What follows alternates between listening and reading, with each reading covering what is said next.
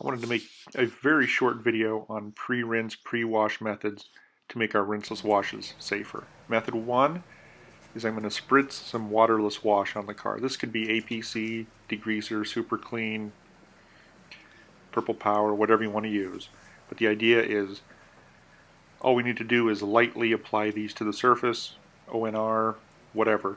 Spray it onto the car, that it's going to magically emulsify, encapsulate, and make it easy and safe to wipe away any dirt on the car without causing any scratching.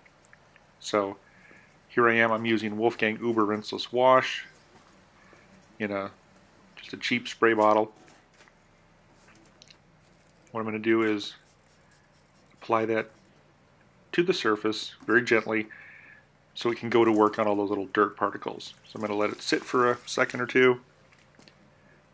I'm going to bring my ONR soaked towel, gently wipe away all that dirt. This is kind of what I hear a lot, is that's how you're supposed to do it.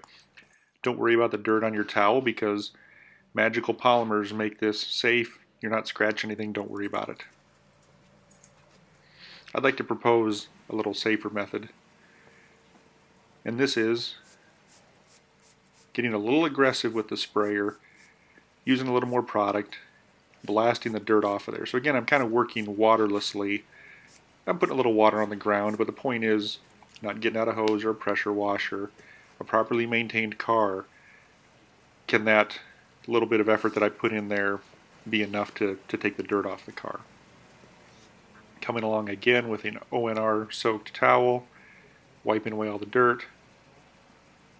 Sorry about the harsh lighting. I was working outside, had to have some good lighting, and I can see little or no dirt on that.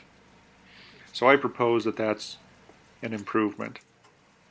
No matter how magical these polymers are, I would rather see that when I'm doing a rinseless wash, knowing that I'm not dragging dirt along the car, that I've knocked it onto the ground, than to be seeing that after every swipe and being told, don't worry, it's magically encapsulated, you're not marring the paint, there's magical polymers.